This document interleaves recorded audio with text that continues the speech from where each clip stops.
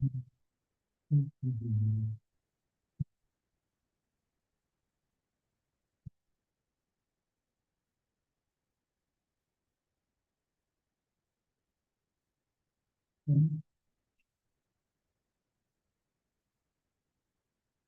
Bismillah. Bismillah ar-Rahman ar-Rahim. Alhamdulillah. Salatu wassalamu ala Rasulillah. Okay, so we're starting a new topic today, coming out of Ramadan. Inshallah, I believe eventually we'll go back to treaties for seekers of guidance. We'll go back eventually. But today we're going to start something new. And so today we're starting this topic called Fiqh of Priorities. Fiqh of Priorities. It's basically how do we understand the priorities between things. And before we begin, it's a couple of things to say. Number one is that this is actually somehow, some way, doesn't really make a whole lot of sense. This is the first thing that I really prepared and taught. Outside of like youth group stuff or speaking at a college or something like that. But like after we had actually gone and spent some time overseas and we were coming back in the summers and we were supposed to teach things in the summers, and then this was somehow the first thing that I kind of stumbled upon and taught it over the years, but I think it's been a lot of years actually since I've actually taught this. And the reason why I wanted to come back to it is that I noticed that one of the things that we struggle with in general as people and as a community is getting the priority of things right. And when you get the priority of things mixed up, it has a lot of negative consequences. And especially amongst religious people, actually, you see this a lot. Because what it means to be quote unquote religious, sometimes it's different things in people's heads. And so it's good to remind ourselves of the priorities of things. It's also kind of nice for me because I used to read this book. The one who wrote like the more well-known book on this is Shaykh Yusuf al-Qaradawi, rahimahullah. And this was a stage of my life where I read a lot of his books. And I don't think in the last maybe 7 or 8 years, 9 years, 10 years, I haven't read as much of his books. But this was a stage when I read a lot of his books. And I like them. I think that they're very practical. Of course, you might, people are at different spectrums on different places when it comes to Shaykh Qaradawi, rahimahullah. Some people are like, he's Shaykh al-Islam, whatever he says goes, no conversation. Some people can't stand him at all. Some people are kind of in the middle. And, I personally feel that he was a great scholar and he contributed tremendously to a lot of areas of knowledge and understanding. And he took some positions that were very controversial. And, that's the way of scholars who have courage. And he was a scholar who had courage. And he had a clear concern for the affairs of the ummah and wasn't afraid to take positions as a result of that. And so sometimes people greatly differed with him and didn't like the positions he took, but he took them. And he wrote them, and he defended them, and he argued them, and he talked about them. And I like it when people do that. Because in the end of the day, we have to do something. And he did a lot. I mean, I think on the back of, yeah, this is a list of his books that he wrote. If you could see, like this is a lot of books. It takes a lot of work to write that many books, right? A lot of people will take all kinds of positions, but they'll never put it on paper. So I like when scholars take positions and they put it on paper. And they subject it then to the scholarly discourse, and they subject their ideas to public discourse. And I like that, So I like this book. I think it's really important. So all of that being said, we'll begin. I don't really know. I haven't gone back to this in 10 years probably. So it's going to be interesting too to see like maybe things that, I don't know, maybe I don't disagree with anything. Maybe I do. We'll see. So far I haven't. So we'll see. Inshallah. Bismillah. So Bismillah ar-Rahman ar-Rahim. قال المؤلف رحمه الله تعالى ونفعنا الله إياه بعلومه في الدارين آمين. I'm not going to read every part of this book, don't worry. But just out of the sake of making dua for him. من المفاهيم المهمة في فقهنا اليوم ما نبهتم عليه في عدد من كتبي وهو ما أسميته فقه الأولويات وكنت أطلقت عليه قبل وخصوصا في كتابي الصحوة الإسلامية بين الجحود والتطرف. That's a very interesting book, by the way. فقه مراتب الأعمال. So he says from the important issues that affect us today and when it comes to our fiqh. And he's using fiqh here like more broadly as a term that means understanding. So in the issues that affect us in terms of our understanding of our religion, one of them that's very important is one that I've referred to before as the understanding of priorities. And he says, and I've talked about this before in another book called The Islamic Awakening Between Rejection and Extremism. It's translated, Islamic Awakening Between Rejection and Extremism. Very interesting book. And in there, he talked about it as Fiqh Maratib al-A'mal, which is an understanding of the levels of deeds. Understanding of the levels of deeds, okay? He says, so what do I mean by this? What I mean by this is وَدْعُ كُلِّ شَيْءٍ فِي مَرْتَبَتِهِ بِالْعَدْلِ. Putting everything in its place with a just apportionment. Putting everything in its appropriate place with a just apportionment. You'll understand what this means later. With rulings and values and actions and deeds according to sound principles of the Sharia. According to sound principles of the Sharia. So it's not just like we're making it up ourselves. We have to understand what are the principles that are there in the Sharia that help us to understand the things that we're facing, and how can we use those to begin to put things in the right place. Okay? And Allah subhanahu wa ta'ala and the Prophet sallallahu alaihi wasallam encourage us toward this in many different places. They want us to understand what is important, what is more important, what is less important, what is not right, but there's something else that's more not right, you know. And Allah subhanahu wa ta'ala, he says, وَالسَّمَاءَ رَفَعَهَا وَوَضَعَ الْمِيزَانَ أَلَّا تَطْغَوْا فِي الْمِيزَانِ وَأَقِيمُوا الْوَزْنَ بِالْقِسْطِ وَلَا تُخْسِرُوا الْمِيزَانَ. He says, Allah says that Allah raised the sky and He put the earth and, or He raised the sky and He put in it balance. And He commanded us to not break that balance and to put things in their proper place with justice and to not violate that. So basically the idea here is that Allah created everything and He did put a balance in it, right? He put a way in the world. And then He commanded the believers and the people who submit to the prophetic way that you shouldn't be the ones that disrupt this balance. Many traditional people understood that, right? When you read about Native American history, when you read about different indigenous peoples, you see that they lived very closely to the natural world and they understood that there's a balance to things. And then when certain matters of nafs basically take over, matters of the base self start to take over, and then people start to break the balance. They start to destroy the earth, they start to destroy animals, they start to pollute nature, all of these kind of things. But that's a breaking of the balance. But a true following of the prophetic way would not break that balance, okay? And he says, وأساس هذا أن القيم والأحكام والأعمال والتكاليف متفاوتة في نظر الشرع تفاوتا بليغا وليست كلها في رتبة واحدة فمنها الكبير ومنها الصغير ومنها الأصلي ومنها الفرعي ومنها الأركان ومنها المكملات ومنها ما موضعه في الصلب وما موضعه في الهامش وفيها الأعلى والأدنى والفاضل والمفضول. So he says basically that the foundation of this is understanding that the teachings of the religion that we have, they're not all in one level. Rather, there's many levels to it. And so we have to understand that there's the big things and there's the small things. There's the foundational things, there's the peripheral things. There's the things that are like the cake itself, and then there's the things that are the icing on the cake.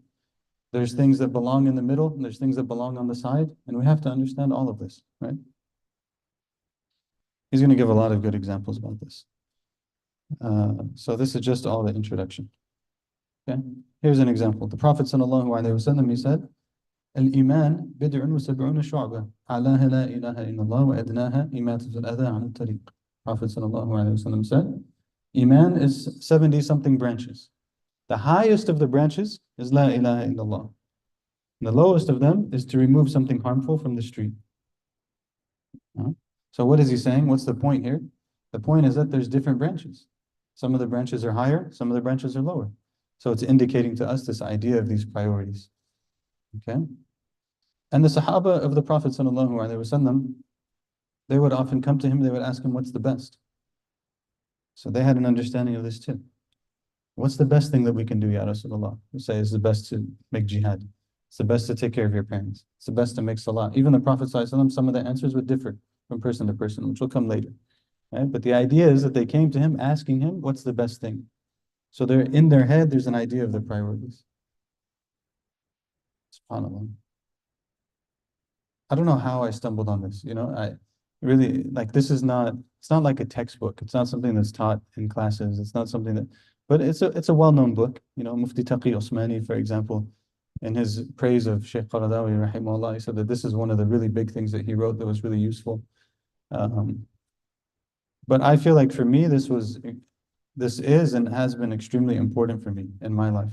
Because, like if we wanted to rewind the timeline a little bit, some of you guys know the timeline, but if you rewind the timeline, like I became Muslim, 1 year passed, I got married, 1 year passed, I graduated college, then we went to Egypt.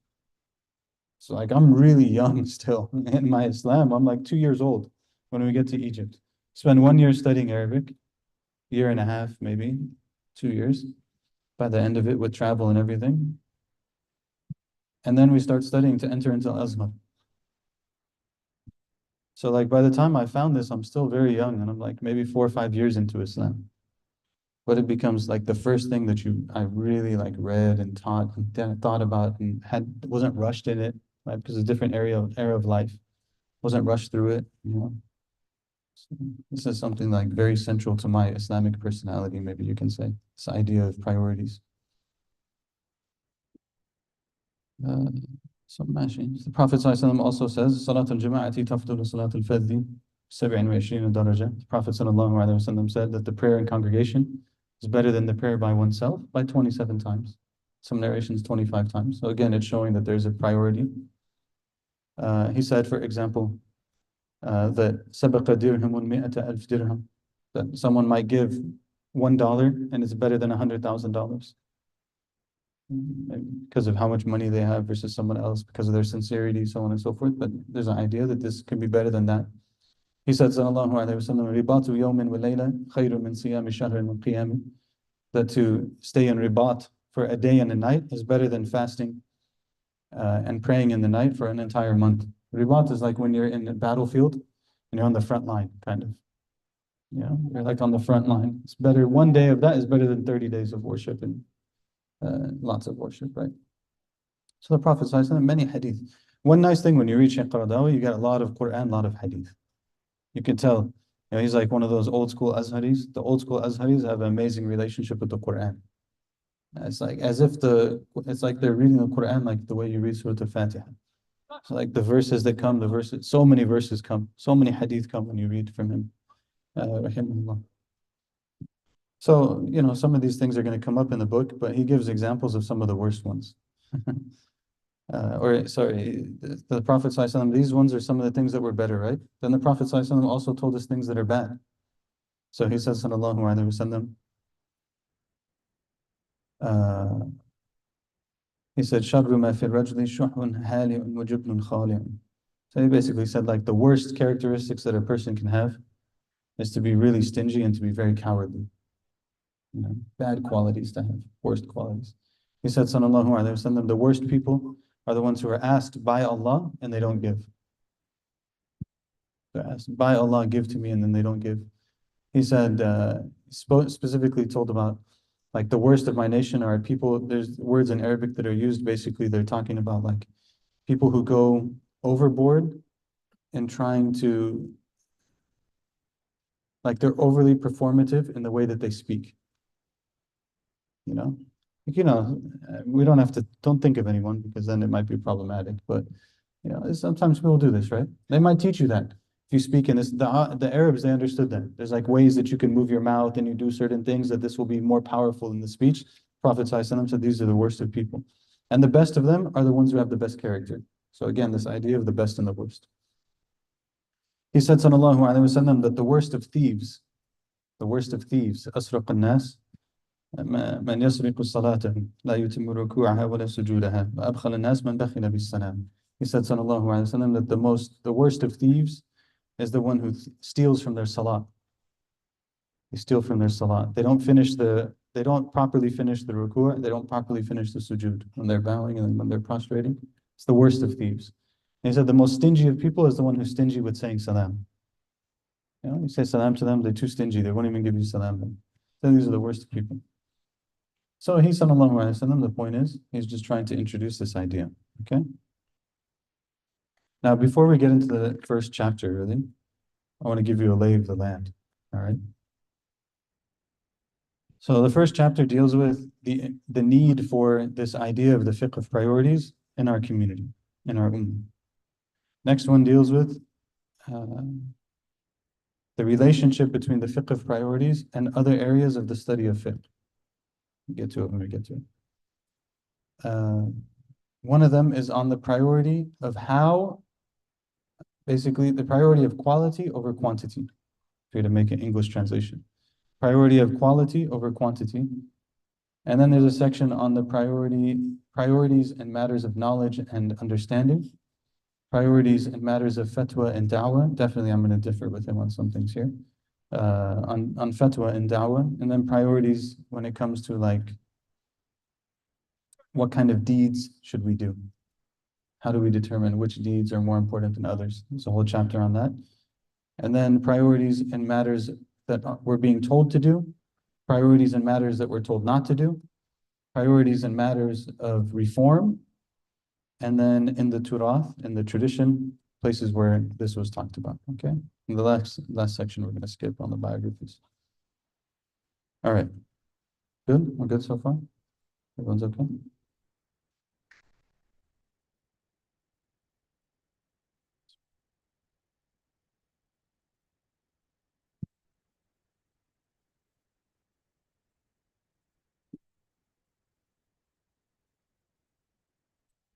All right. Bismillah. So the first section is حاجة أمتنا اليوم إلى فقه الأولويات. The need of our ummah today to have an understanding of this topic of fiqh of priorities. So he starts off here by talking about what are some areas where we can see that this is out of whack. So one of the first areas where we can see this is out of order is that people generally give priority to matters of leisure and entertainment over matters of learning and knowledge. Generally, people will give priority to leisure and entertainment over learning and knowledge. Even when it comes to like, what can we do for young people? How do we develop young people stuff? It's like all physical stuff. But the mind has to be developed, the character has to be developed also. Physical stuff is important. Maybe you get them in the door and you develop it. But there has to be a commitment to the mind, to the soul. As the poet said, يا خادم الجسم كم تشقى بخدمته فتطلب الربح فيما فيه خسرانه أقبل على النفس واستكمل فضائلها فأنت بالنفس لا بالجسم إنسان. This is al-Busti. Al-Busti is from Afghanistan. Rahimahullah. Allah bring back to the lands of Afghanistan like a true, strong Islam that makes sense. It's not completely bonkers. So he says, he spoke to the person, he said, "O you who is a servant of your body, are you seeking profit in loss? Are you seeking profit in loss? Rather go to your soul and complete its virtues, because you are human by your soul, not by your body." Okay? Go to your soul, complete its virtues, because you're a human by your soul, not by your body. And he says, are you seeking to get profit in what's going to lose? Why? Because no matter how much you seek to benefit the body eventually starts to decay, right? Inshallah, if we take care of it, it's a responsibility. We take care of it. We do everything that we can. We don't neglect it. It's not calling for neglect.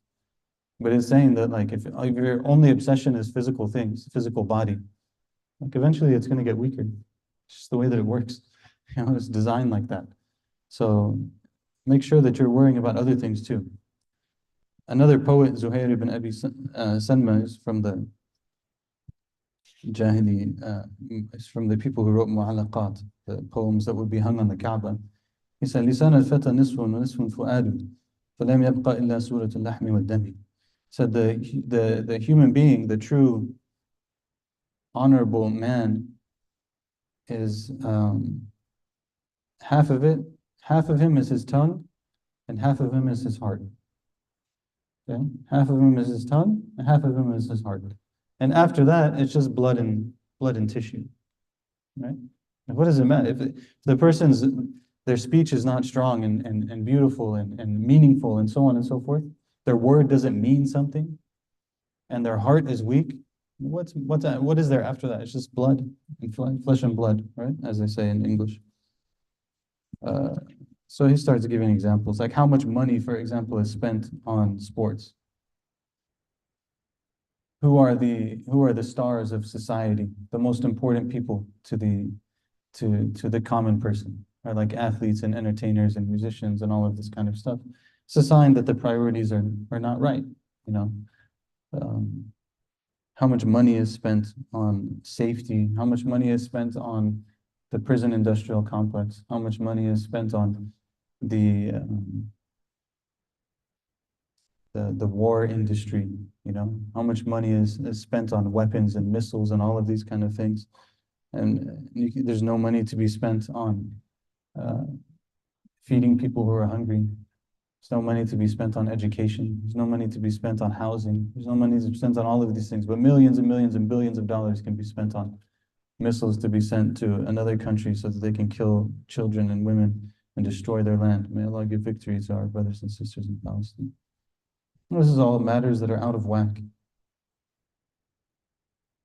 And along these lines, Ibn Muqaffa, he said, ما رأي, is a good quote, ما رأيت إسرافا إلا وبجانبه حق مضيع.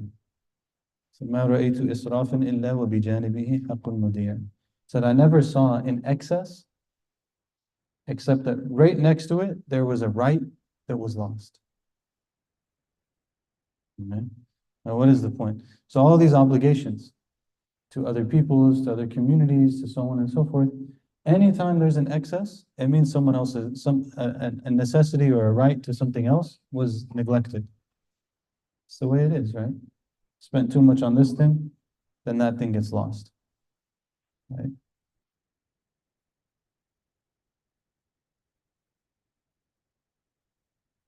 Just leave it at that. One of the categories where this happens is with religious people. Sometimes, actually, it's even worse amongst quote-unquote religious people.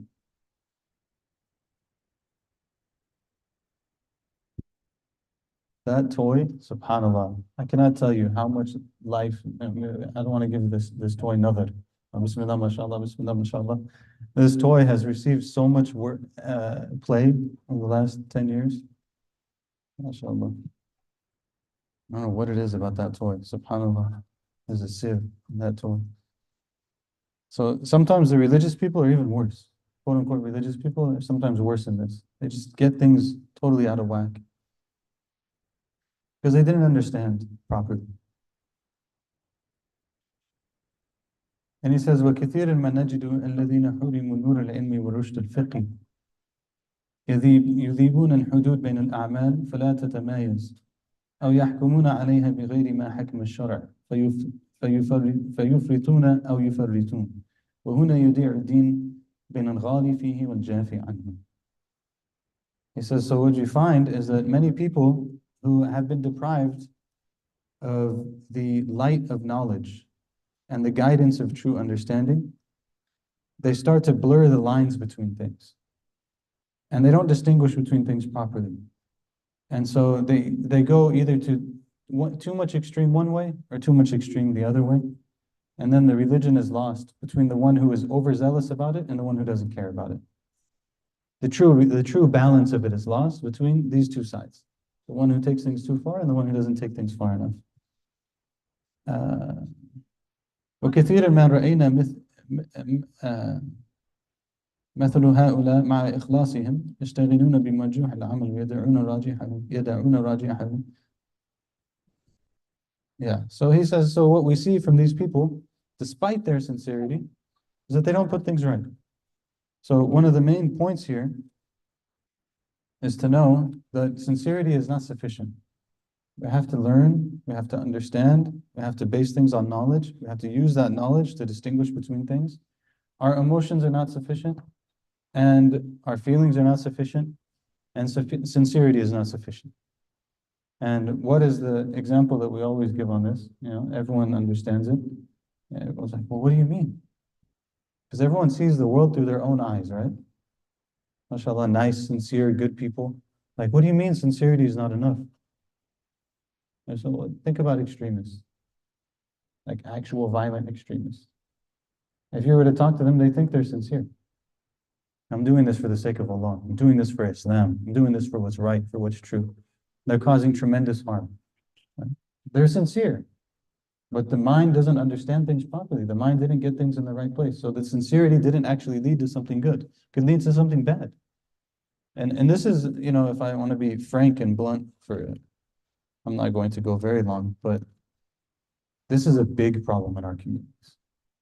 This is why the Majlis, one of the things that, you know, people are like, don't you guys teach enough? Like, it's too much teaching, you know? And it's like, well, we just want to help. We just want to, and it's like, we always told people the same thing from the very beginning. So you want to be part of this community and help to build this project and so on. And the way that you do this is that you come and you start attending.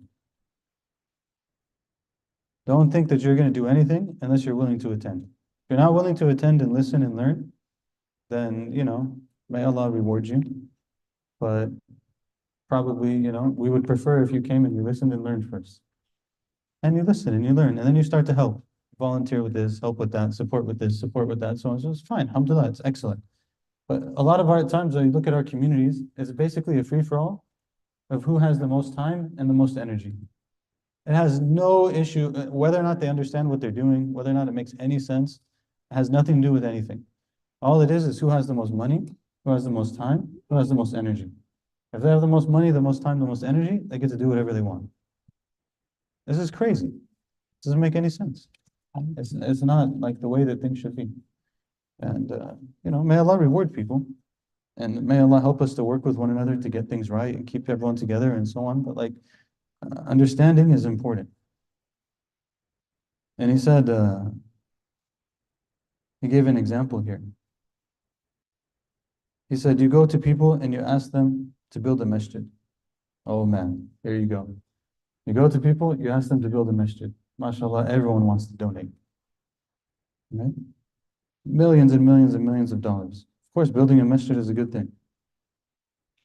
And he said, but if you go to them and you ask them to spend even a portion of that on some other good thing, maybe like some dawah projects, supporting some teachers, doing some different things, you know, and you don't find the same energy, right? You don't find the same energy around it. And he said, why? He said, because لأنهم يؤمنون ببناء الأحجار ولا يؤمنون ببناء الرجال. He said, because they believe in building stones and not building people. Right? This is the thing we always say. I was even telling a brother this the other night, you know, we were talking and we were saying like, mashallah, we have this masjid and this masjid and this masjid. So, mashallah, alhamdulillah, masajid, you know? And then the community grows and there's another masjid. I told him it's actually really easy to build a masjid. If you think about it, like if you have some money, this is not to take away from masajid, you know, alhamdulillah, we love masajid. And masajid are important, they need to be built. But building a masjid is like a matter of you raise the money, and you build the masjid. Right? Building people to populate masajid is a whole different issue. Whole different issue. And it's not actually even as clear. It's a little bit more risky, you know? Like you build a masjid, it's very simple. You get the money, build the plans, build the masjid. You want to build someone to work in a masjid, it's a different thing. You might take 10 people, invest in 10 people. Maybe 3 of them come out actually being possible to help. You know, you see it when we were studying, you see it a lot. A lot of people come to study. Many fewer people finish their studies. Many fewer people. So the whole different thing. A lot of people fall off for different reasons. No judgment on them, right? Then on top of it, you might have 5 people that finish. And you look at like, okay, but community life, are they going to be able to work in community life? Can they actually serve? Can they deal with people? Can they understand people? They have all of these other not secondary, but other skills that are necessary to do community work. Maybe they don't. So in the end of the day, you might invest in like 20 people and you get 2, and it takes 15 years. It's very difficult. And then after you invested them in the 15 years passed and these people were invested in and it worked out and everything was good, they come back and there's no gainful employment for them. Right? So like, what are you doing now? And now you have a building, you don't have any people. It's a very big problem. If you have a building, you don't have any people, you're not going to have a building for long.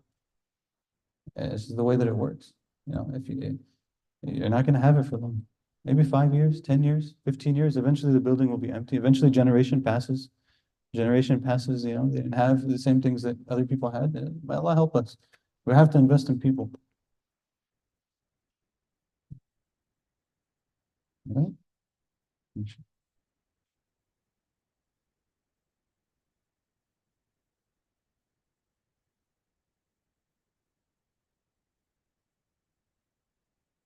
Look what he says. This is one thing you have to appreciate about Shaykh Qaradawi, he has that fighting spirit. He says, so if you ask them to spend all of that money that they spend to fight the Yahud, to fight the Zion, I'll translate it as Zionist. That's what he meant, to fight the Zionists in Palestine, or to fight the Serbs in Bosnia and Herzegovina, or to repel the what is that called in English? SubhanAllah, those people, the Christians who go and try to convert people, missionaries, to repel the missionaries in Indonesia or in Bangladesh or in the lands of Asia and Africa, or to make a dawah center in places where dawah is needed and all of these kind of things, and you find that they don't want to spend on any of these things. No, he's speaking to his own experience. Actually, I think in our community, people spend on a lot of important things, but he's trying to address an issue. Then he brings up a one that they really don't like to hear about this one. It's going to come up in more detail later. So he says, so some people, they asked me about this article that was written. There was an article that was written in the time that he was writing this that was basically saying that the article was saying that to save the Muslims who were being persecuted in Bosnia was a higher priority than Hajj. And it caused like some controversy, right, in the public life. People were like, what is he saying, So they came to Shaykh Qaradawi, they asked him about it. He said, if you think about it, it's actually right. Like to save the people in Gaza, support the people in Gaza is higher priority than Hajj. It's kind of crazy to say. Yeah, kind of difficult to hear. He says, first of all, you have to understand, the obligation of Hajj is not going anywhere. The obligation of Hajj will still be filled by the people who are there, who live in the area. They don't have to spend $10, $15, $20,000 to go to Hajj. They spend a few $100s, they go to Hajj. Hajj will still happen. It's not like Hajj is going to disappear. Hajj will still happen. The money is actually better spent somewhere else. He said, and add on addition to that many of the people who are making Hajj, it's not even their required Hajj in the first place. So for sure, it's more important. It's not the person's required Hajj. For sure, it's more important for them to help the people who are being oppressed or going through genocide or something like this. It's more important. People get really sensitive when you bring this up. It'll come in more detail later. The same story actually happened, again, it will come later, with Bishr al-Hafi. It's one of the early righteous people. Same thing happened. People came to him. They asked him about making Hajj. They want to make Hajj. Oh, some people, mashallah, they make a lot of Hajj. May Allah reward them and accept from them. But anyways, I don't actually go as hard on this point as he kind of goes here. But I think it's just something for us to think about. Because sometimes things are not so clear. They're not so mathematical. There's definite benefit in going to Hajj. So, but the point is to think about it. Like human life is more important, right? Think about it. Like someone, let's say for example, I'll give you a very simple example. Someone wants to go to Hajj. mashallah, they're very wealthy. They have $15,000 to go to Hajj. It's extra Hajj. They don't need to go at all, actually. They just feel like going to Hajj. $15,000. $15,000 can literally support a family for a year. Maybe not in the US, but like in many parts of the world, $15,000 can support a family for a year. Imagine. So now your family is, maybe they're hungry. Maybe they don't have a place to live. And you can literally give them a place to live and food to live by for an entire year. Or you can go on an extra Hajj. Which one is technically more important? People get really emotional. Again, like people like, oh, I can't be saying this about Hajj. But like if you just stop for a second and think about it. You know, it's not, I'm not, just don't take it as like a guilt tripping thing. If anyone's made extra Hajjs, the point is not to guilt trip you. We try not to do that here. I believe that our religious discourse is too overrun with guilt tripping. I don't like it. It creates a very strange psychology in people. The idea here is not to guilt trip. I just think about it. You know, sometimes there can be other ways to do it.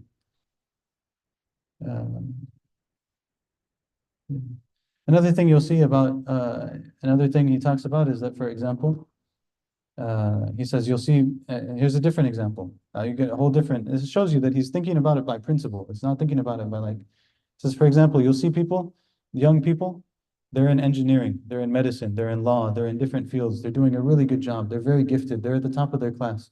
They become really interested in Islam, and they just leave everything that they were doing and like go pray in the masjid and stuff. He said this is wrong. To specialize in Islamic studies is a communal obligation. Specialize in medicine is a communal obligation. Specialize in engineering is a communal. All of these things are necessary to build civilization. So the person is top of their class. They're very gifted. They're doing a good job. They shouldn't leave that and go to something else. They left actually what they were supposed to be in. They went somewhere where they didn't need to go necessarily. So he says this is a mistake too. So it shows you like he gives you different angles on different things. He says, for example, that Imam al-Ghazali in his time, he blamed the people for this. Because in Imam Ghazali's time, everyone wanted to study Sharia. He said, there's too many of us. And people need to go study medicine. This is the opposite reality. You know? He's like, not enough people are studying medicine. So you can have an entire community of people that have no upright, good Muslim physician to go to. They have to go to other people. They need to be able to go to Muslims. So people need to stop studying Sharia and start studying medicine. It's a good point, actually, right? Like we have to understand things in a comprehensive way. You know, like it's everyone in the community of Muslims is working together to build a civilization that's based on Islam.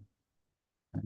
We don't need carbon copies of all of the same thing. We need people who specialize in different things, understand different things, have some basic knowledge and commitment to the religion, and then we work together to build. He said also you see people sometimes amongst again the religious, they spend their whole life and their whole days and all of their conversations arguing about really like minor things in the religion and things that there's well-known and understood difference of opinion on. And they make those the biggest things. And then they neglect the issues of Islam.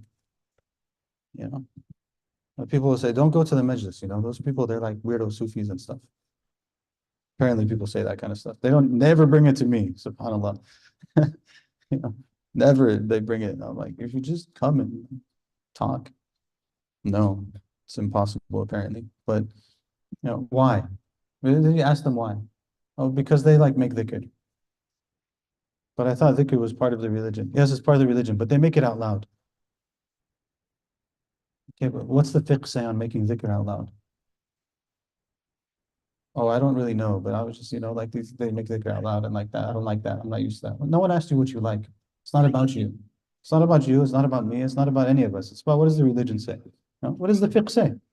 Can you make it out loud? Can you not make it out loud? Okay, there's difference of opinion. There's difference of opinion. Alhamdulillah. Why are you arguing about it? Like we have children, they can't even read Surah Al-Fatiha. You have children in our community growing up, going to school. They don't know that shaitan is not an angel. You know that. Why? Because in Christianity, they say that Satan is a fallen angel, right? They grew up here, they go to school here, they think Satan's a fallen angel. I've actually come across it, people in our community all the time. I have people in our community refer to God as a man, as a human being. You're worried about arguing over dhikr, whether you can make it out loud or not. Just tell me what the fiqh says. Is it allowed or is it not allowed? Tawassul. People lose their minds about tawassul. Just be careful, Shaykh Fuad. He led Asr prayer, and then afterwards he made tawassul. He asked Allah to take care of our needs by the rank of the prophets. And this is like, we have to be very careful, rank of the prophet. Okay, what's the ruling on tawassul? Well, I don't know. Saying, why are you talking? Just sit down and study something. This is a higher priority for you. Just stop talking, study something. Stop making problems. Okay, what is the actual ruling? The ruling to make tawassul by the prophets, and between permissible and recommended according to the four madhabs. So why are we discussing it? Actually, I actually don't care. Like, in a sense, if someone does it, they don't want to do it, they want to do it, they don't want to do it, doesn't matter to me. What matters to me is, what is the ruling? And then on top of that, move on. Like, children, we have young people, people are so lonely. They have no one they can spend time with, no one that they can talk to, no one that they can confide in. There's no sense of community, no sense of belonging. And we're arguing about these kind of things. Like, where's the priority? This is really horrible. It's a very messed up thing. We live in Southern California. Everywhere you drive in Southern California, you see homeless people. You're going to argue over how I should move my finger in salah, where I should put my hands in salah. How, like, totally miss the whole, go read the seerah. Like, you missed the whole thing. Not even missed the forest for the trees. Like, you missed everything. Like, you missed the whole thing is gone. SubhanAllah. It's crazy, actually, when you start really thinking about it. Don't think about it too much, though. You might end up angry like me. It took me a couple of years to get over that. But I was angry for a number of years. To be clear, not at the rank and file of the Muslims. I was angry at the leaders of the Muslims, not at the regular Muslims. Regular Muslims repeating the stuff that they heard from the people they look up to. Right? I was angry at the people who teach them, because so many things that we were taught, when you actually learned it, you're like, oh, why was that made into an issue? There was no reason to make that into an issue. I've lost relationships with family members and stuff over this thing that wasn't an issue in the first place. Horrible. He said, even in minority Muslim communities, see, is always connected to the minority communities. People are sending him questions and stuff. He said, even in minority Muslim communities where the situation is even more serious, you find them arguing about things that they shouldn't be arguing about, instead of building community and supporting Islam and all of this kind of stuff. They're arguing over, can you sit on the chair? Can you not sit on the chair? Can you put up lights in the masjid for Ramadan? Can you not put up lights in the masjid for Ramadan? How are they going to do this? How does he, if he wears a ring on his finger, is he looking like the kuffar or not? Like, all of these kind of people are doing. But things are a lot better. He wrote this book a long time ago. Some of you probably don't understand. 20 years ago, things were crazy. 30 years ago, things were crazy. Like, you can't imagine the kind of stupidity that was happening. Mashallah, the internet is bringing a lot of that back. Which there's a wisdom in it, actually. There's a wisdom in these kind of things resurfacing, because then people have to deal with them again, talk about them again, you get some understanding, and you move on.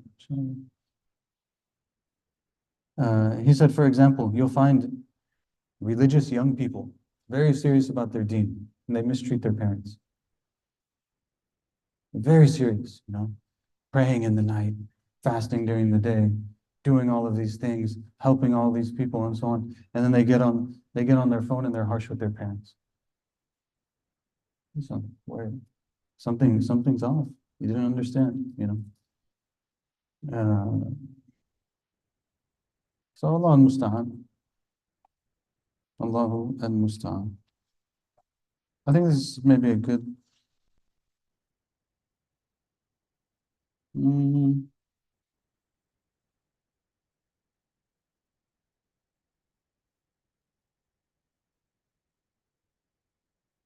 Actually, maybe I'll just summarize this quickly. It's his take. He said, what are some betrayals of priorities that the Muslims fell into in times when the Muslims were weak? Like, I'm not sure how much I like this narrative, but just the point is to think about this issue. So he said, for example, one of the things that the Muslims did was they ignored communal obligations. They ignored communal obligations. What is a communal obligation, like we said? Basically, communal obligations are the things that we as a people have to do as a community to be what we need to be as a community. Right? So someone has to be a religious teacher. Someone has to know the Quran. Someone has to know engineering. Someone has to know medicine. Someone has to know how to build buildings. Someone has to know how to teach people how to drive. Like whatever you need to live life, these are all communal obligations. So if the Muslim community becomes negligent in these communal obligations, then the community itself will go into decline because you won't have what you need in order to run a civilization. Another one that he said is that they also neglected certain individual obligations. Certain individual obligations. Maybe there's certain individual obligations that are really important, like paying zakat. People just somehow stop paying zakat. Or there's one of them came up recently, actually. I'm trying to remember what it was. In any case, that's one of them. Third one, they gave priority over some of the pillars of Islam and not the other ones. So you find that they fast in Ramadan, but they don't pray. It's a problem, right? It's good that they're fasting, but it's a problem that they're not praying. Another possibility is that they give certain optional things more important than obligational things. So like they're really adamant about making dhikr, and extra Quran, and extra worship, and all of these kind of things. But they have no concern for like building a community of Muslims that thrives. They neglect their parents, like we said. Another one is that they gave all of their emphasis to acts of worship that are individualistic and ignored the ones that were communal. Again, if you do that, then the community will decline. And they said to give priority, another one is to give priority over secondary issues and to ignore primary issues. I don't know how to explain that really, but it will become clear as we go on, like some things. And then another one is that they put all of their effort in going against, instead of going against haram things, disliked things. Like there's things that are makruh, they're disliked, but all the emphasis on the makruh thing, the haram things ignored. This is also just examples. Inshallah, they'll come up later. Any questions or comments that anyone has before we have dinner? I don't even know if it's ready, but I'm assuming it is. Is dinner ready-ish? 5? That's okay. If we finish, we can just talk to each other and enjoy each other's company instead of, other things. Any questions or comments? Yes. Yeah, that's a good question. I said, are there others who wrote about this before he did? As an independent work, not that I know. So there are a lot of things that are there in the books, right? But they haven't been like pulled out as independent topics. There is, I guess there were some people who wrote like on a similar thing.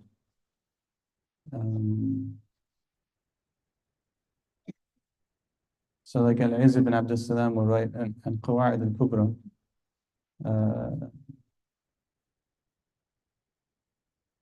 And the main point of his book is to say that true benefit and true harm, like 100-100, are very rare.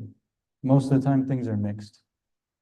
There's some good in them, there's some bad in them. So how do we understand the balance between those and then how to make decisions based on it? He wrote on that. So that would be very similar. The concept is definitely there, like especially in the books of fiqh and the books of fatwa. How do you like weigh a situation is definitely there. But like as a book called Fiqh al-Awlawiyat, I don't think any, but maybe someone did them. It wasn't like a common thing. Anyone else? Yes. Sure, he's gonna lay all the foundation and the principles. I mean, at the end of the day, for a layman person, so I mean, can you come up with a list of priorities that a Muslim can follow as a community or as a Yeah, I mean, I think as we go through things will become more clear. But I think one of the sections that's really useful is the section where there's a section where he gives a lot of principles on how to make a decision when you have in front of you two options, different deeds to do. How do I decide? And he gives you a bunch of principles. And we'll come. Yeah. But generally speaking, we start with the obligations. And the most important of the obligations, again, all of these things will come up, but generally speaking, you start with the obligations. The most important of the obligations are the necessities. Things that life and limb depend on. Religion, life, property, protection of religion, life, property, family, and the intellect. And then on a communal level, what things do we need to build in order to preserve those things? Those are like highest level priorities, you know? And you see actually communities do that. Usually the first thing they'll do is they build a masjid. Then they'll usually build a weekend school. Then they build an Islamic school. Like it actually goes in line with these. But it fans out. Dr. Omar talks about that in his paper of Living Islam with Purpose. There's a section in Living Islam with Purpose where he talks about priorities. And he talks about how the understanding of priorities can give us a platform for communal life. It's a really nice section. You search his paper, Living Islam with Purpose. And we taught it before here, maybe and when we were in Orange. I'd like if this is space, inshallah, sometime soon. I mean, any other questions, comments?